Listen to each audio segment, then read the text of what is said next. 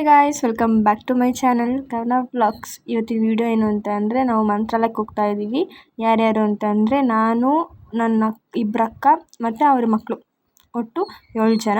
ಮತ್ತು ಅವ್ರ ಊರಿಂದನೂ ಸ್ವಲ್ಪ ಜನ ಆ್ಯಡ್ ಆಗ್ತಿದ್ದಾರೆ. ಒಟ್ಟು 21 ಜನ ನಾವು ಮಂತ್ರಾಲಯಕ್ಕೆ ಹೋಗ್ತಾ ಇದ್ವಿ.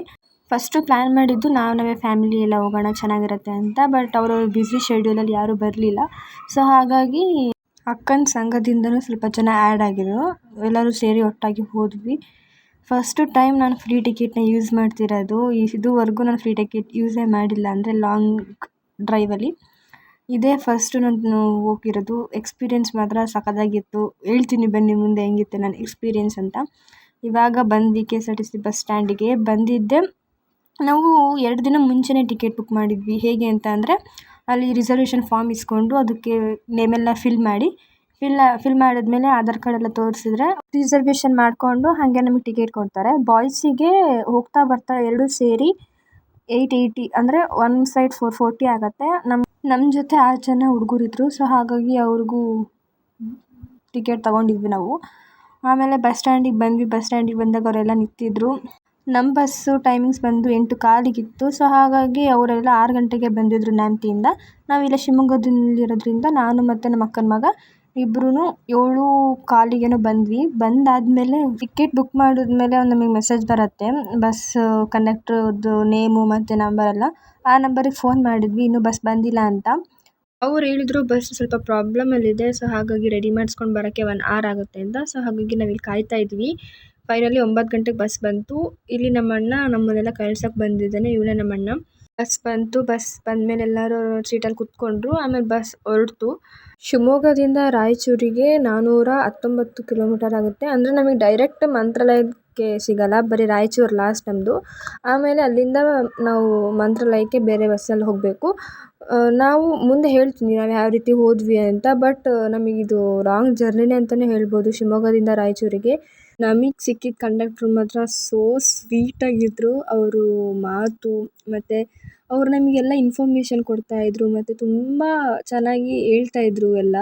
ಸೊ ಹಾಗಾಗಿ ನಮಗೆ ಅವ್ರು ತುಂಬ ಇಷ್ಟ ಆದರು. ಅಂದರೆ ಬೇರೆ ಕಂಡಕ್ಟ್ರು ಸ್ವಲ್ಪ ರ್ಯಾಶ್ ಆಗಿರ್ತಾರೆ, ಸಿಟ್ಟು ಮಾಡ್ತಿರ್ತಾರೆ. ಬಟ್ ಇವ್ರು ತುಂಬ ಕೂಲಾಗಿ ಎಲ್ಲನೂ ಚೆನ್ನಾಗಿ ಹ್ಯಾಂಡಲ್ ಮಾಡಿದ್ರು. ನಂಗೆ ಸಖತ್ ಖುಷಿ ಆಯಿತು. ಇಂಥ ಕಂಡಕ್ಟರ್ ಸಿಕ್ಕಿದ್ರೆ ಜರ್ನಿನೂ ತುಂಬ ಚೆನ್ನಾಗಿರುತ್ತೆ. ಶಿವಮೊಗ್ಗದಿಂದ 9:15 ಬಸ್ ಹೊರಡ್ತು. 9:15 ಹೊರಟಾದ್ಮೇಲೆ ಅಲ್ಲಿ 11:00 ಊಟ ಬ್ರೇಕ್ ಬಿಡ್ತು. ಊಟ ಬ್ರೇಕ್ ಎಲ್ಲ ಮಾಡ್ತಾಯಿದ್ರು. ಆಮೇಲೆ ನಾವು ರಾಯಚೂರಿಗೆ ರೀಚ್ ಆಗಿದ್ದು ಬೆಳಗ್ಗೆ 7ಗೆ.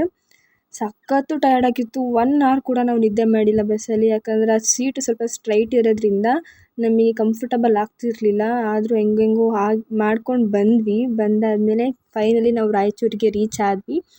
ಬಸ್ಸೆಲ್ಲ ಇಳಿದ್ವಿ. ಮಂತ್ರಾಲಯ ಬಸ್ ಇನ್ನೂ ಬರಲಿಲ್ಲ. ನಾವು 7 ಗಂಟೆಗೆ ರೀಚ್ ಆಗಿದ್ದು. 8:45 ಮಂತ್ರಾಲಯಕ್ಕೆ ಬಸ್ ಇತ್ತು ಅಂತ ಹೇಳಿದ್ರಲ್ಲಿ. ಬಟ್ ಮಂತ್ರಾಲಯ ಅಲ್ಲಿ ಬಸ್ ಸ್ಟ್ಯಾಂಡಲ್ಲಿ ಜನ ನೋಡಿಬಿಟ್ಟೆ ನಾವು ಅಂದ್ಕೊಂಡ್ವಿ ಬಸ್ಸಲ್ಲಿ ಹೋಗೋಕ್ಕೆ ಆಗಲ್ಲ. ಅಂದರೆ 4 ಜನ ಇದ್ದರೆ ಹೆಂಗೋ ಹೋಗ್ಬೋದು, ಅಷ್ಟು ಜನ ಹಿಡ್ಕೊಂಡು ಒಂದು 10 ಜನ ಕೆಳಗೆ, ಒಂದು 10 ಜನ ಬಸ್ ಒಳಗಿದ್ರೆ ಅದು ಸರಿ ಆಗಲ್ಲ. ಮತ್ತು ಮಂತ್ರಾಲಯಕ್ಕೆ ಹೋಗೋಕ್ಕೆ ನಮಗೆ ಕಂಟಿನ್ಯೂಸ್ ಆಗಿ ಬಸ್ ಸಿಗಲ್ಲ. ಸೊ ಹಾಗಾಗಿ ನಾವು ಬಸ್ ಬೇಡ ಅಂತ ಕ್ಯಾನ್ಸಲ್ ಮಾಡಿದ್ವಿ. ಆಮೇಲೆ ಅಲ್ಲಿಂದ ಟ್ರೈನು ಇತ್ತು, ನಮಗೆ ಟೈಮ್ ಮೀರಿತ್ತು. ಸೊ ಹಾಗಾಗಿ ನಾವು ಟ್ರೈನಿಗೆ ಹೋಗೋಕ್ಕಾಗಲಿಲ್ಲ. ಆಮೇಲೆ ಅಲ್ಲೇ ಬುಲೇರ ಇತ್ತು, 2 ಬುಲೇರ ಮಾಡ್ಕೊಂಡು ಹೋದ್ವಿ. ಪರ್ ಹೆಡ್ 200 ಆಗುತ್ತೆ ಅಂತ ಅಂದರು. ಸರಿ, ಆಮೇಲೆ ಮಂತ್ರಾಲಯ ಕರ್ಕೊಂಡೋಗಿ 5 ದೇವಸ್ಥಾನ ತೋರಿಸ್ತೀವಿ ಅಂತ ಅಂದರು. ಸರಿ ಆಯಿತು, ಮಕ್ಕಳೆಲ್ಲ ಇದ್ದಾರೆ ಮತ್ತು ನಡ್ಕೊಂಡು ಹೋಗೋಕ್ಕೂ ಆಗಲ್ಲ, ನಿಲ್ಲಿಸಿ ಬುಲೇರದಲ್ಲೇ ಹೋದ್ವಿ. 42 ಕಿಲೋಮೀಟ್ರ್ ಆಗುತ್ತೆ ರಾಯಚೂರಿಂದ ಮಂತ್ರಾಲಯಕ್ಕೆ ಹೋಗೋಕ್ಕೆ. 42 ಕಿಲೋಮೀಟ್ರ್ ಆಗುತ್ತೆ.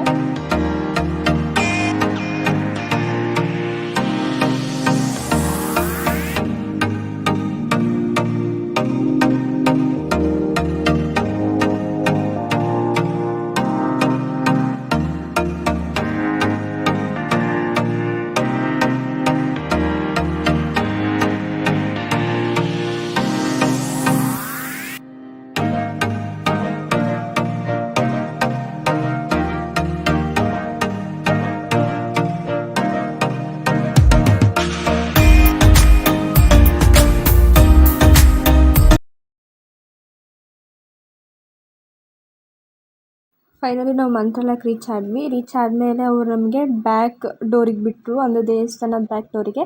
ಯಾಕಂದರೆ ನದಿ, ಅಲ್ಲಿ ತುಂಗಭದ್ರಾ ನದಿ ಇದೆಯಲ್ಲ, ಅಲ್ಲಿ ಸ್ನಾನ ಮಾಡ್ಕೊಂಡು ಹೋಗೋಣ ಅಂತ. ದೇವಸ್ಥಾನಕ್ಕೆ ಮತ್ತು ನಾವು ಎಲ್ಲೂ ಹೋಗೋಕ್ಕಾಗಲ್ಲ ಸ್ನಾನಕ್ಕೆ, ಹಾಗಾಗಿ ನಾವು ಅಲ್ಲಿ ನದಿಲಿ ಸ್ನಾನ ಮಾಡೋಕ್ಕೆ ಅಂತ ನಿಲ್ಲಿಸಿದ್ರು. ಇವಾಗ ಹೋಗ್ತಾ ಇದ್ದೀವಿ ನದಿಗೆ. ತುಂಬ ನೀರು ಕಮ್ಮಿ ಇತ್ತು, ಮಳೆ ಇಲ್ಲ, ಅಲ್ಲಿ ಬಿಸಿಲು ಮಾತ್ರ ಸಖತ್ತು ಬಿಸಿಲು.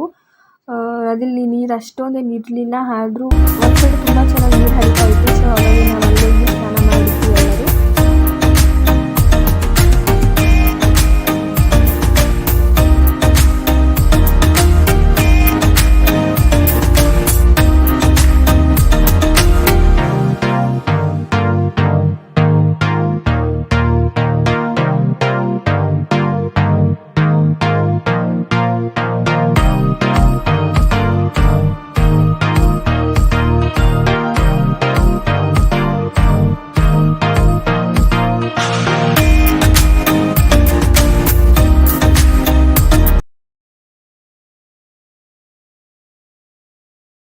ಸ್ನಾನ ಮಾಡಿ ಎಲ್ಲ ರೆಡಿಯಾಗಿ ದೇವಸ್ಥಾನಕ್ಕೆ ಹೋಗ್ತಾ ಇದ್ದೀವಿ. ದೇವಸ್ಥಾನ ಹಿಂದ್ಗಡೆಯಿಂದ ಹೋಗ್ತಾ ಇದ್ದೀವಿ. ಸಖತ್ತು ಬಿಸಿಲಿತ್ತು ಮಾತ್ರ, ಕಾಲಿಡಕ್ಕೆ ಆಗ್ತಿರ್ಲಿಲ್ಲ, ಅಷ್ಟು ಸುಡ್ತಾ ಇತ್ತು. ಆದರೂ ಹೋದ್ವಿ. ಇಲ್ಲೆಲ್ಲ ಹಣ್ಣು ಕಾಯಿ ತೊಗೊಂಡು ಒಳಗೆ ಹೋಗ್ತಾ ಇದ್ದೀವಿ. ಸಖತ್ತು ರಶ್ ಅಪ್ಪ, ಎಷ್ಟು ಜನ ಅಂತಂದರೆ ಎಲ್ಲಿ ನೋಡಿದ್ರು ಬರೀ ಜನ ಜನ ಜನ, ಸಖತ್ತು ಜನ ಇದ್ದರು. ತುಂಬ ನನಗಂತೂ ವಿಡಿಯೋ ಮಾಡೋಕ್ಕೆ ಆಗ್ತಿರಲಿಲ್ಲ, ಅಂದರೆ ಅಷ್ಟು ಜನ. ನಾವು ಸೀದಾ ಬೊಲೇರದಲ್ಲಿ ಬಂದ್ವಿ, ಎಲ್ಲೂ ತಿಂಡಿ ನಿಲ್ಲಿಸಲಿಲ್ಲ. ಸೊ ಹಾಗಾಗಿ ನಾವು ಬೇಗ ದೇವಸ್ಥಾನಕ್ಕೆ ರೀಚ್ ಆದ್ವಿ. 10:15 ಒಳಗೆ ದೇವಸ್ಥಾನಕ್ಕೆ ಹೋದ್ವಿ. 10:30ಯಿಂದ 11:15 ನಮಗೆ ಚೆನ್ನಾಗಿ ದರ್ಶನ ಆಯಿತು. ಬೇಗನೆ ಆಯಿತು, ಬಟ್ ಆಮೇಲೆ ಸಖತ್ತು ಜನ ಆದರು.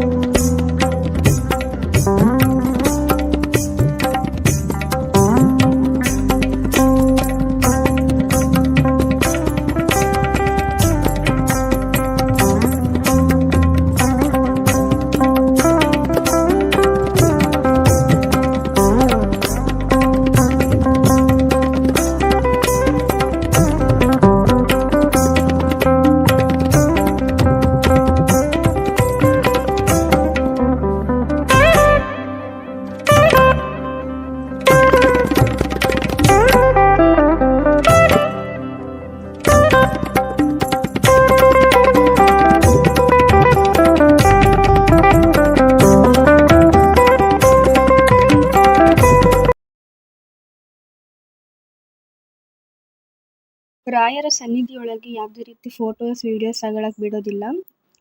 ಆಮೇಲೆ ಇಲ್ಲಿ ಮಂತ್ರಾಕ್ಷತೆಯನ್ನು ಇಸ್ಕೊಳಕ್ಕೆ ಬಂದ್ವಿ ನಾವು. ಮಂತ್ರಾಕ್ಷತೆ ಯಾಕೆ ಇಸ್ಕೊಳ್ತಾರೆ ಅಂತ ನಾನು ಅರ್ಚಕರಿಗೆ ಕೇಳಿದಾಗ ಅವ್ರು ಏನಂತ ಅಂದರು ಅಂದರೆ, ರಾಯರ ಮಠದಲ್ಲಿ ಈ ಥರ ಮಂತ್ರಾಕ್ಷತೆಯನ್ನು ಕೊಟ್ಟಾಗ ನಾವು ಬಾಯಲ್ಲಿ ಹಾಕ್ಕೊಂಡು ತಿಂದರೆ ನಮ್ಮಲ್ಲಿ ಇರುವಂತಹ ಕಾಯಿಲೆ ಅಥವಾ ಏನೇ ಆಗಲಿ ಸುಟ್ಟು ಭಸ್ಮವಾಗುತ್ತಂತೆ. ಆದರೆ ಸ್ವಲ್ಪ ಜನ ಅದನ್ನು ಏನು ಮಾಡ್ತಾರೆ ಅಂತ ಅಂದರೆ ಕಾಂಪೌಂಡ್ ಮೇಲೆ ಮತ್ತು ಬಟ್ಟೆಯಲ್ಲಿ ಮಡಿ ಬಟ್ಟೆಯಲ್ಲಿ ಮಡ್ಚ್ಕೊಂಡೋಗಿ ಮನೇಲಿಡ್ತಾರೆ ಅಂತೆ. ಆ ಥರ ಮಾಡಬಾರ್ದಂತೆ, ಯಾಕಂದರೆ ಅದರಲ್ಲಿ ತುಂಬ ಶಕ್ತಿ ಇರುತ್ತೆ.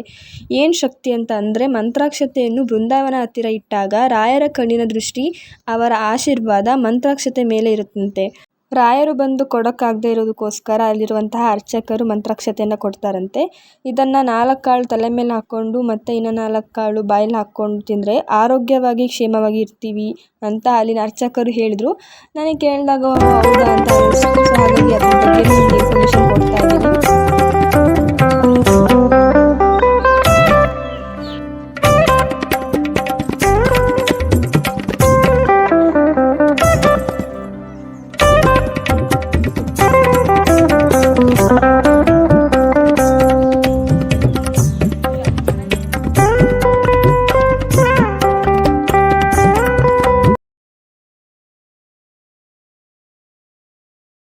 ಆಮೇಲೆ ಮಂಚಾಳಮ್ಮ ಸನ್ನಿಧಿ ರಾಯರ ಮಠದ ಪಕ್ಕದಲ್ಲೇ ಇತ್ತು. ಸೊ ಹಾಗಾಗಿ ಅಲ್ಲೂ ಹೋಗ್ಬಿಟ್ಟು ನಾವು ಪೂಜೆ ಮಾಡಿಸ್ಕೊಂಡು ಬಂದ್ವಿ.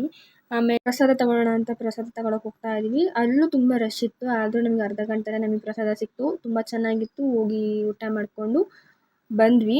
ಮಂತ್ರಾಲಯದಿಂದ ನಾವು ನೆಕ್ಸ್ಟ್ ಯಾವ್ಯಾವ ದೇವಸ್ಥಾನಕ್ಕೆ ಹೋದ್ವಿ ಅಂತ ಪಾರ್ಟ್ 2 ಅಲ್ಲಿ ಬರುತ್ತೆ. ಯಾಕಂತಂದರೆ ವಿಡಿಯೋ ಲಾಂಗ್ ಆದರೆ ಯಾರೂ ನೋಡೋಲ್ಲ. ಸೊ ಹಾಗಾಗಿ ನಾನು ಪಾರ್ಟ್ 1 ಪಾರ್ಟ್ 2 ಥರ ಮಾಡ್ತಾಯಿದ್ದೀನಿ.